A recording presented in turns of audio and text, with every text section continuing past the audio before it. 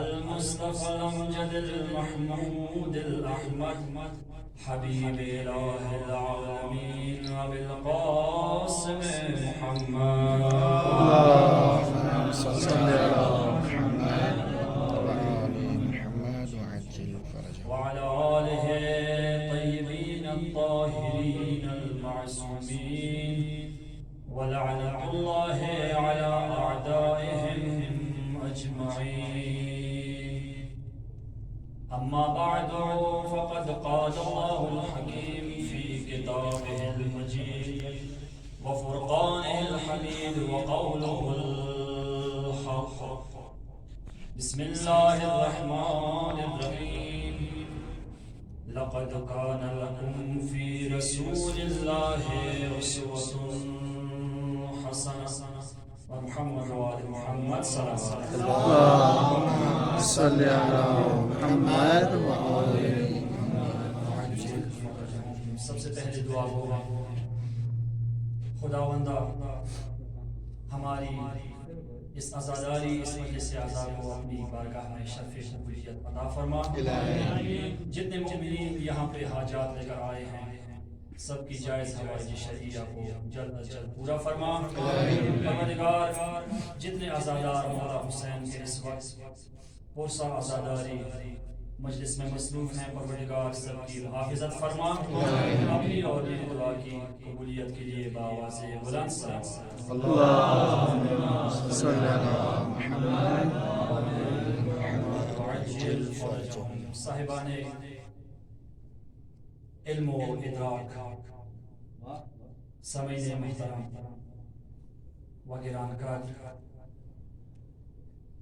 جس آیے شریفہ کی تلاوت کا شرف حاصل ہوا، سورہ احزاب کی آیت نمبر 21، پروردگار عالم ارشاد فرما رہے ہیں لقد کان لکم فی رسول اللہ اسوۃ حسنہ. بتحقیق تم لوگوں کے لیے ذات رسول اکرم میں بہترین اسوہ موجود ہے.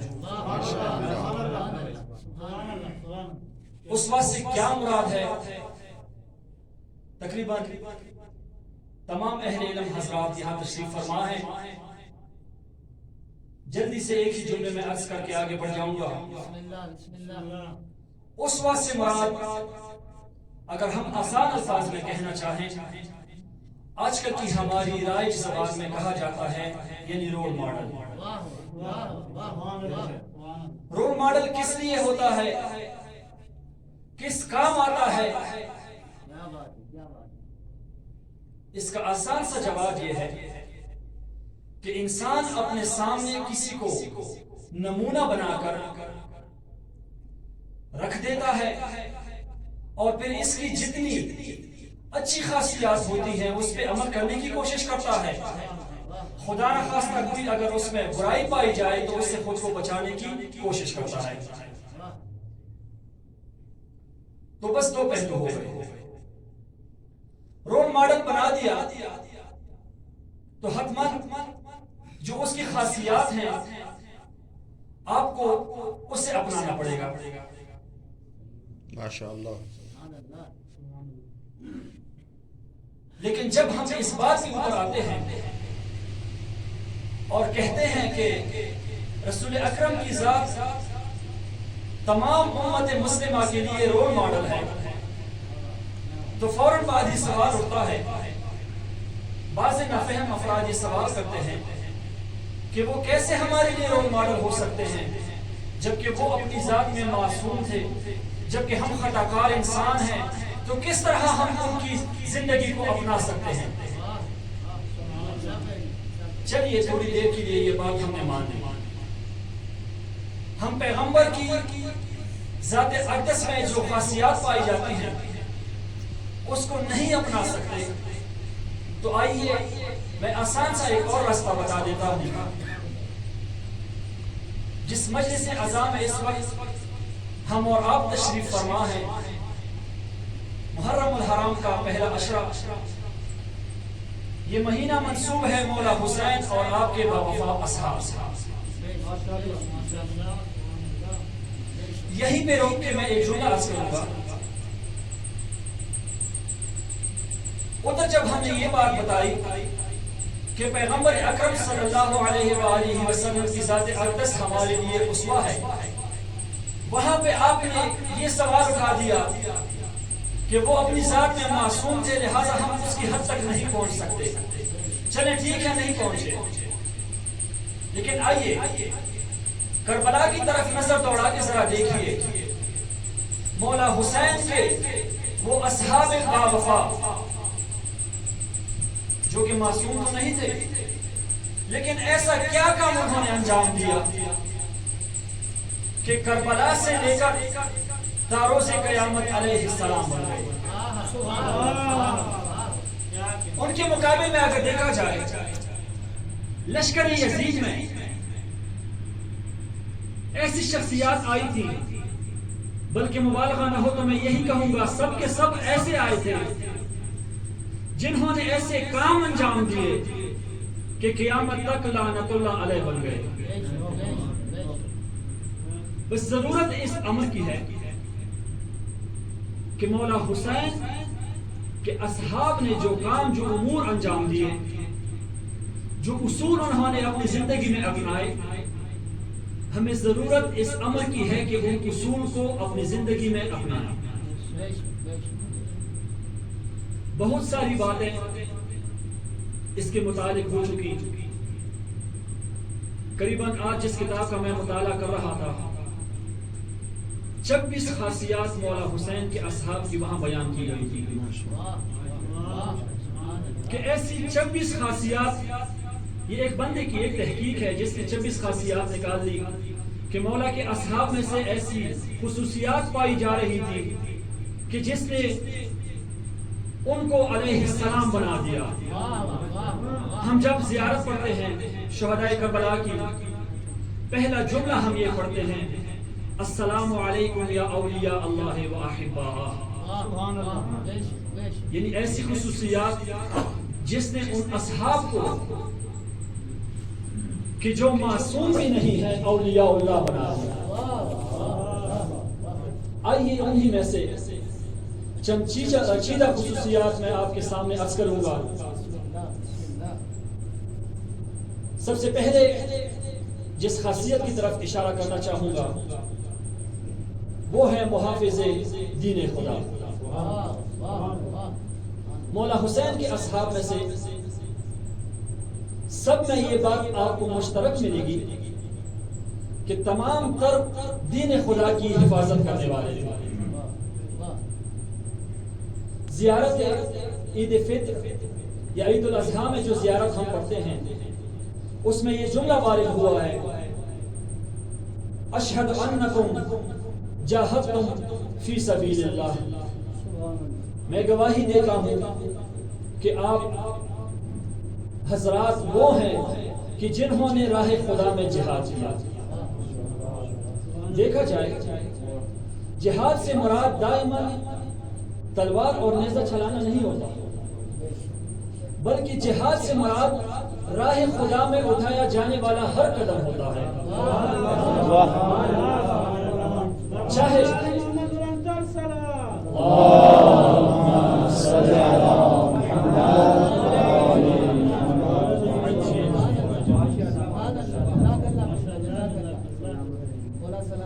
راہ خدا میں اٹھایا جانے والا ہر قدم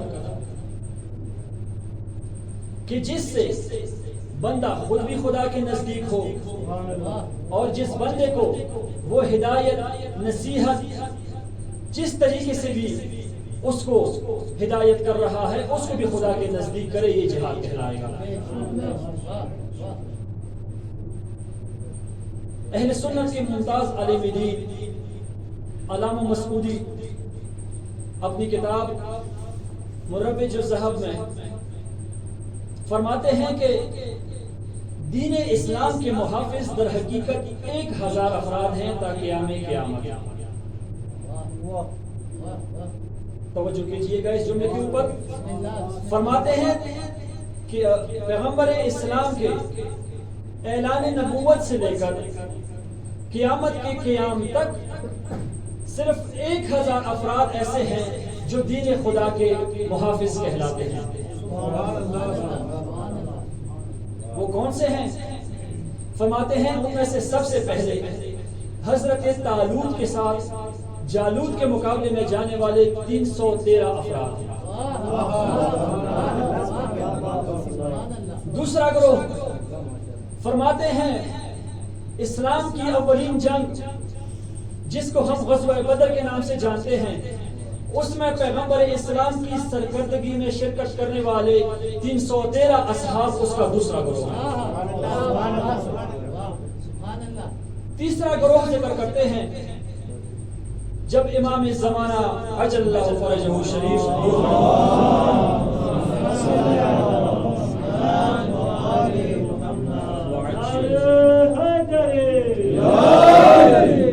جب امام ظہور فرمائیں گے، امام کی حمایت اور نصرت کرنے والے 313 افراد یہ بھی محافظ دین خدا ہیں۔ کتنے ہو گئے؟ 313 939 بچ جاتے ہیں 61 افراد۔ ان کی اپنی تحقیق کے مطابق یہ 61 افراد مولا حسین کے اصحاب میں سے تھے جو کربلا میں تشریف لائے تھے، البتہ بنو ہاشم کے علاوہ۔ یہ ایک سنی عالم دین کی تحقیق ہے جس نے اس طرح سے تقسیم بندی کر کے، میں کہوں گا بہت بڑی بات ہے کہ بالآخر وہ بھی اس حقیقت پہ پہنچ گئے کہ واقعاً جنہیں حافظ دین خدا کہا جا سکتا ہے، جنہیں محافظ دین خدا کہا جا سکتا ہے، وہ سب سے بڑھ کر مولا حسین کے اصحاب ہیں۔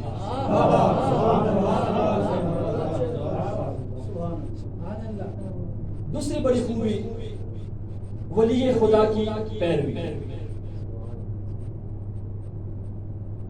دیکھیے کربلا کی جنگ کس نوعیت کی جنگ کی؟ اصل حقیقت کیا تھی؟ کیا مین نقطہ تھا جس کے اوپر یہ جنگ ہوئی؟ ایک ہی جملے میں اگر بیان کیا جائے، بنیادی ترین نقطہ جس نے کربلا کی جنگ کو چھیڑا وہ یہ تھا کہ آیا ولی خدا حسین ہوں گے یا ولی خدا یزید ہوگا؟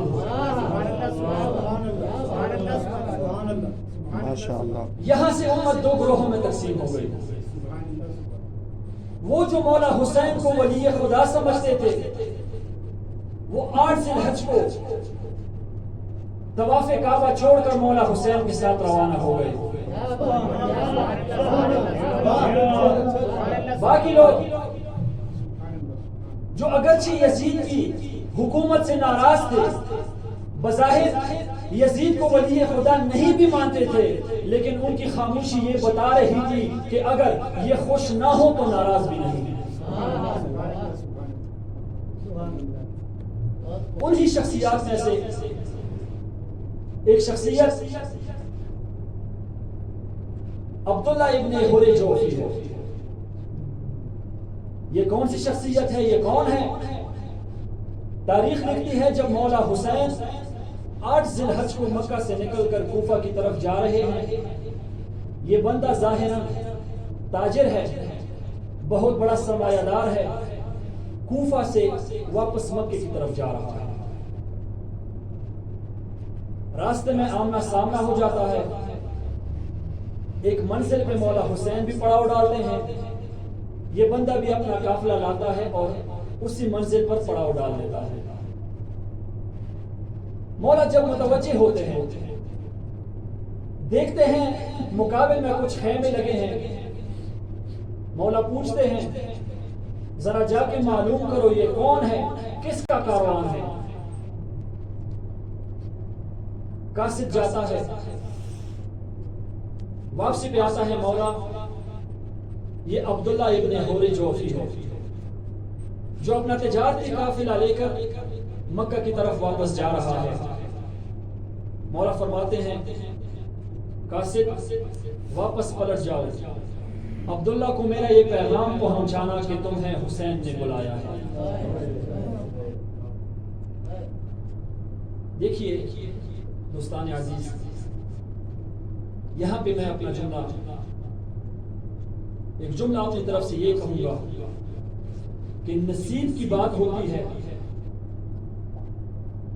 انسان کا عمل بعض اوقات انسان کو ایسی جگہ پہ پہنچا دیتا ہے کہ جہاں سے اس کے پلٹنے کا راستہ نہیں ہوتا۔ وقت کا امام عبداللہ ابن حور جوفی کے پاس اپنا قاصد بھیجتا ہے کہ آؤ ہمارے ساتھ ملو، عبداللہ انکار کر دیتا ہے۔ دوسری مرتبہ مولا حسین خود اٹھ کے جاتے ہیں عبداللہ ابن حور جوفی کے خیمے میں۔ عبداللہ ابن حور جوفی سے جب ملاقات کرتے ہیں، امام کی ان سے تفصیلاً گفتگو ہوتی ہے۔ اس تفصیلی گفتگو میں مولا ان کو جو تازہ ترین اس وقت کی صورتحال ہوتی ہے، مولا ان کو آگاہ کرتے ہیں کہ یزید برسر اقتدار آیا ہے، دیکھیے یزید امت مسلمہ کے ساتھ کیا کر رہا ہے۔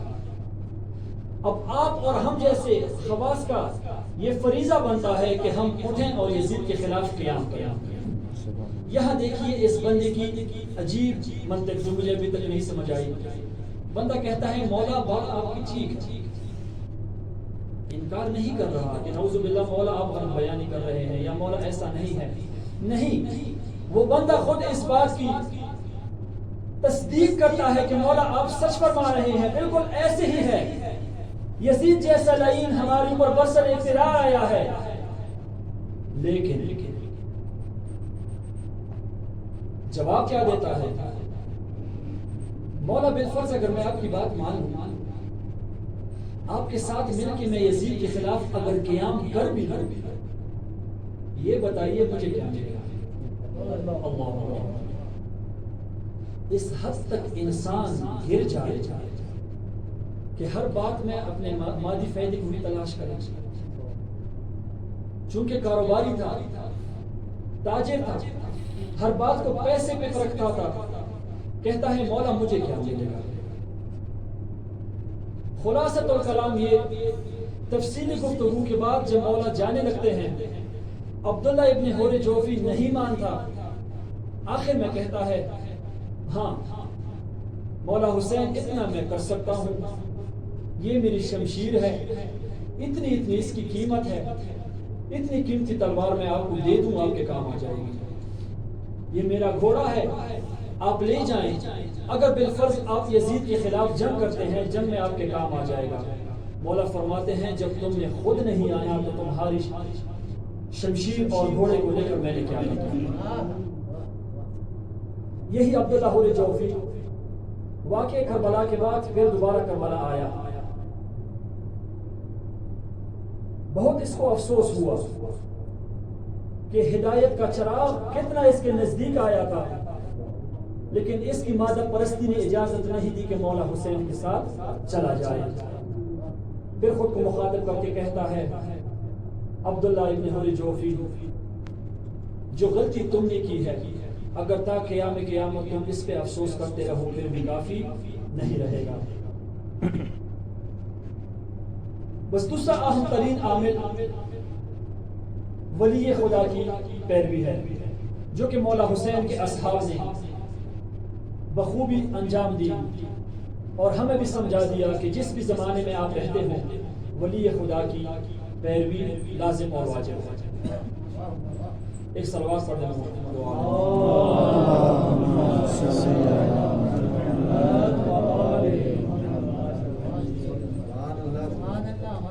تیسری چیز اپنے عہد سے وفاداری ہے۔ مولا حسین کے اصحاب کو اگر دیکھیں اپنے عہد کے اوپر وفادار ہیں۔ ایک روایت آج میں پڑھ رہا تھا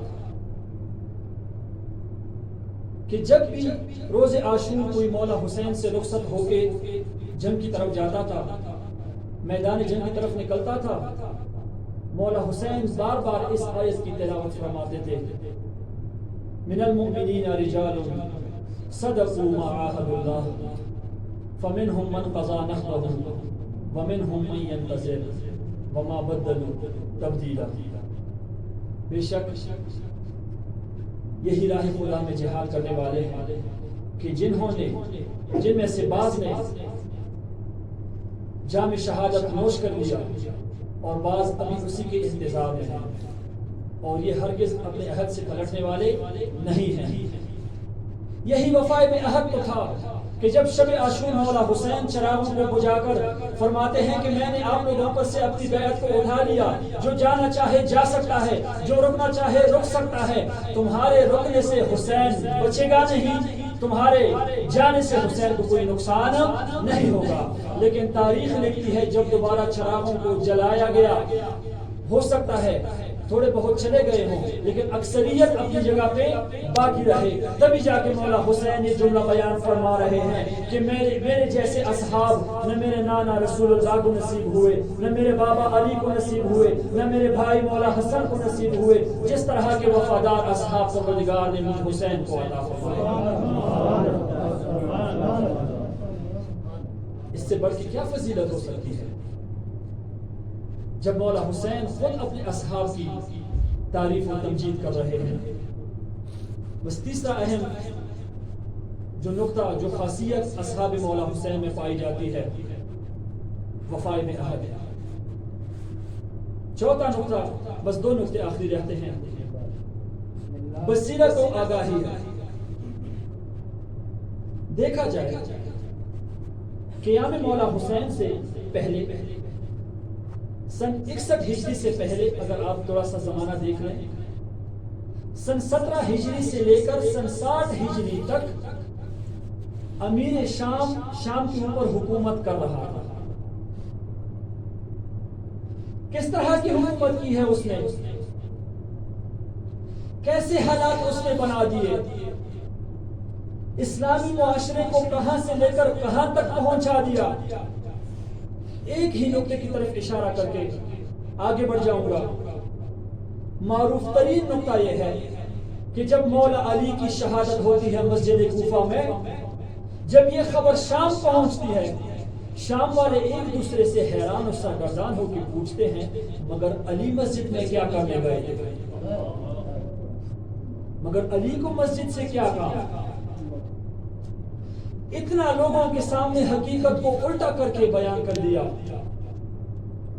اتنی لوگوں کی ذہنیتوں کو کچھ فہمی کی طرف ڈال دیا کہ کسی کو یقین نہیں آ رہا کہ علی مسجد میں شہید ہو سکتے ہیں۔ اب جب بندہ تھوڑا سا ان حالات کا مطالعہ کرتا ہے اور پھر معاویہ ملعون کے بعد فوراً یزید آتا ہے، یزید جو کہ علنی طور پہ فسق و فجور انجام دیتا ہے، شراب خوری کرتا ہے، تارک الصلاۃ ہے اور امور جو وہ انجام دیتا ہے، ان حالات کو اگر دیکھا جائے اسلامی معاشرے کی کیا کیفیت بنی ہوئی تھی، کیا حالت بنی ہوئی تھی، اور پھر ایسے حالات میں اپنے دور سے مکمل طور پہ بصیرت و آگاہی رکھتے ہوئے اتنے سخت ترین حالات کے باوجود، کوفہ میں محاصرے کے باوجود خود کو مولا حسین تک پہنچانا، یہاں سے اندازہ ہوتا ہے مولا حسین کے اصحاب۔ سبحان اللہ۔ ایک روایت یہاں پہ پڑھ دوں کہ جب عبید اللہ ابن زیاد، خدا لعنت کرے ملعون پر، جب یزید نے اس کو کوفے کا والی گورنر بنا کر بھیج دیا، حضرت مسلم کی شہادت کے بعد اس نے سرداران، بلکہ اس سے قبل سرداران قبائل کو اکٹھا کیا، ان کو ڈرایا دھمکایا، بعضوں کو لالچ دی اور کہا کہ جس قبیلے سے، جس محلے سے مسلم کی نصرت کے لیے بندے آئیں گے، میں پورے کے پورے محلے کو قتل کر دوں گا، اجاڑ دوں گا۔ یہی جملہ کافی تھا، اکثریت تو ڈر گئی، مسلم ابن عقیل کا ساتھ چھوڑ گئی۔ ایک محلہ جو کہ شیعوں سے منسوب تھا، جس میں حبیب ابن مظاہر، مسلم ابن اور سجا اور دوسرے شیعہ رہتے تھے، تاریخ لکھتی ہے کہ عبید اللہ نے اپنے مخصوص اسپیشل سپاہی اس علاقے میں بھیج دیے اور اس علاقے کا محاصرہ کر لیا کہ مبادا کوئی حسین کی نصرت کے لیے یہاں سے نکل کر چلا جائے. دیکھیے جب بہانہ بنانا ہو، جب کسی نے اپنے لیے دلیلیں ڈھونڈنی ہو تو ہزاروں دلیلیں کہیں نہ کہیں سے نکال کے لے آتا ہے. جس طرح بہت ساروں نے دلائل نکال لی، لیکن حبیب اور مسلم ابن اوسجا ان کی بصیرت اور آگاہی دیکھیے کس طرح سے، نہ معلوم، خدا بہتر جانتا ہے، محاصرہ توڑ کر مولا حسین کے ایک پیغام پر دونوں بزرگوار مولا حسین کے پاس پہنچ جاتے ہیں. یہ ہے بصیرت اور آگاہی مولا حسین کے اصحاب کی.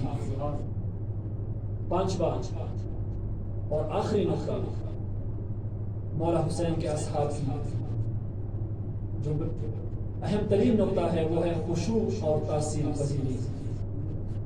اس سے قبل کہ میں اس پہ 2-3 منٹ گفتگو کروں، آپ حضرات سے صلوات پڑھیے گا محمد و آل محمد. اللهم صل على محمد وعلى محمد. نعرہ تکبیر، نعرہ رسالت، یا رسول اللہ، نعرہ حیدری، حسینیت زندہ باد، حسینیت زندہ باد، حسینیت زندہ باد، یزیدیت مردہ باد، یزیدیت مردہ باد، یزیدیت مردہ باد. محمد و آل محمد صلوات. اللهم صل على محمد وعلى محمد وعجل. خشوع اور تاثیر پذیری یعنی اثر کو قبول کرنا، نصیحت کو قبول کرنا، حق بات کو قبول کرنا. پیغمبر اسلام ارشاد فرماتے ہیں، اے ابو ذر، میرے جانے کے بعد 2 چیزیں بہت جلد اس امت کے درمیان سے اٹھ جائیں گی. یا رسول اللہ کون سی چیزیں؟ پیغمبر ارشاد فرماتے ہیں، ایک امانت داری اور دوسرا تاثیر پذیری اور خشوع. اور اسی طرح ہوا. تاریخ کا مطالعہ کریں، پتہ چلتا ہے کہ امانت داری تو پہلے ہی دن امت کے درمیان سے ختم ہوئی. جب رحلت پیغمبر کے بعد سب سے بڑی امانت خدا مولا علی کے ساتھ ظلم روا رکھا گیا. زیارت امین اللہ میں ہم پڑھتے ہیں، السلام علیک یا امین اللہ فی ارضہ، اے زمین پر خدا کی امانت. یقیناً مولا علی سے بڑھ کے کوئی امانت زمین پہ نہیں تھی، لیکن امت نے کیا کیا؟ پہلے ہی دن امانت میں خیانت کرتے ہوئے مولا علی کا حق غصب کر دیا. دوسری جو چیز پیغمبر نے بیان فرمائی تھی وہ تاثیر پذیری یعنی حق بات کو قبول کرنا تھا. حق بات کی قبولیت یہ ایک توفیق ہوتی ہے اللہ تعالیٰ کی طرف سے جو انسان کو عنایت ہوتی ہے کہ انسان حق بات کو قبول کرے اور اس پہ عمل کرے. مولا حسین 2 محرم سے لے کر 10 محرم تک وقت شہادت تک مولا حسین نے مختلف ذریعوں سے، مختلف طریقوں سے دشمن کی فوج کو واضح و نصیحت کی، ان کو اپنی طرف بلایا. سب سے پہلا طریقہ جو مولا نے استعمال کیا، اپنا تعارف کروایا. فرمایا، میں حسین ہوں، علی و زہرا کا بیٹا، رسول کا نواسا. آیا تم میرے خلاف لڑنے آئے ہو؟ کبھی مولا نے ان کو اپنی وجدان کی طرف پلٹایا، کہا اپنے آپ کو دیکھو، اپنے ضمیر کو دیکھو. آیا تمہارا ضمیر، تمہارا وجدان تمہیں مجھے قتل کرنے کی اجازت دیتا ہے؟ تیسری راہ جو مولا نے اپنائی، قرآن لے آئے. فرماتے ہیں اصلاً دوسری باتوں کو رکھیں کنار پہ، آ جائیں قرآن سے ہی فیصلہ کرواتے ہیں کہ آیا قرآن آپ لوگوں کے اس ظلم و فساد کی تائید کرتا ہے یا ہمارے راہ خدا میں جہاد کرنے اور ہجرت کرنے کی تائید کرتا ہے؟ چوتھا طریقہ مولا نے جو بیان فرمایا، پیغمبر اکرم کی نشانیاں دکھا کر، کبھی رسول کا امامہ پہن کے فرمایا اگر تم لوگ میرے خلاف لڑنے آئے ہو، تم لوگوں کو میں باطل پہ دکھ رہا ہوں،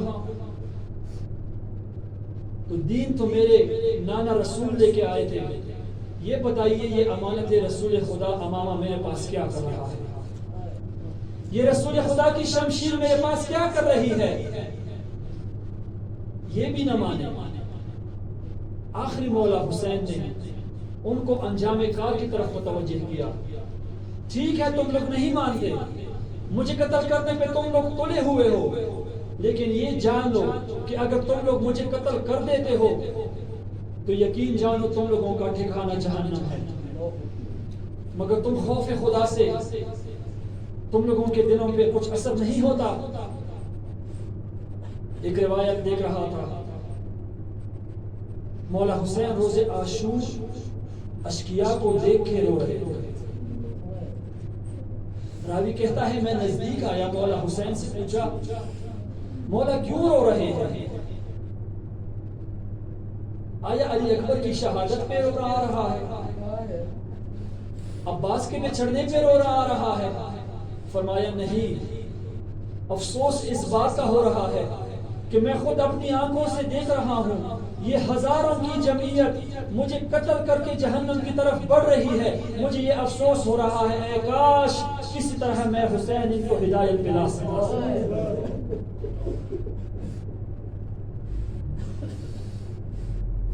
لیکن نہیں مانی، جتنی بھی مولا نے کوشش کی کسی طریقے سے نہیں مانے۔ جب نہ مانے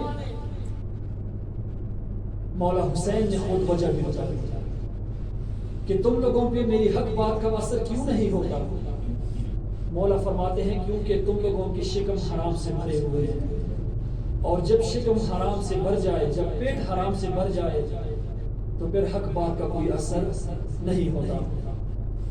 آخری حدیث پڑھ کے زحمت تمام کروں گا۔ کسی نے پوچھا یا رسول اللہ، جب انسان کا دل سخت ہو جاتا ہے، جب انسان پہ موعظے کا حق بات کا کوئی اثر نہ ہو تو آیا اس کا کوئی علاج بھی ہے؟ رسول خدا ارشاد فرماتے ہیں بالکل، 4 چیزیں ہیں جو دل کو دوبارہ نرم کر دیتی ہیں۔ کون سی چیزیں؟ فرمایا خدا کو حاضر و ناظر جاننا۔ جب انسان اس بات کے اوپر یقین کر لے کہ خدا میرے تمام اعمال کے اوپر حاضر و ناظر ہے تو پھر مجال نہیں انسان کے قدم گناہ کی طرف بڑھ جائیں۔ ایک عالم دین بیان فرما رہے تھے کہ ہم بارہا علامہ طباطبائی کے پاس واعظ و نصیحت کے لیے گئے، صاحب المیزان علامہ طباطبائی کے پاس ہم جاتے تھے اور ان سے گزارش کرتے تھے کہ آقا ہمیں واعظ و نصیحت کریں۔ وہ ایک ہی جملہ بیان فرماتے تھے، آیا تم لوگوں کو نہیں پتا الم یعلم بان اللہ یرا؟ آیا تم لوگ نہیں جانتے کہ خدا دیکھ رہا ہے؟ آیا اس سے بڑھ کی بھی کوئی واعظ و نصیحت کا جملہ ہو سکتا ہے؟ بس پہلی چیز، ہر بات پہ ہر امر پہ خدا کو حاضر و ناظر جاننا انسان کے دل کو نرم کر دیتا ہے۔ دوسری چیز تفکر ہے۔ تیسری چیز خداوند متعال سے تنہائی میں گفتگو کرنا۔ ایک تو یہ دعائیں جو نقل ہوئی ہیں ان کی اہمیت و فضیلت اپنی جگہ، لیکن بعض اوقات انسان خود اپنی طرف سے بیٹھ کے خدا سے اپنے ہی زبان حال میں گفتگو کرے، یہ انسان کے دل کو نرم کر دیتی ہے۔ اور آخری چیز تلاوت قرآن ہے، جس سے خدا انسان کے دل کو نرم کر دیتا ہے۔ بس عزیزان محترم، میرے عرائض تمام ہوئے۔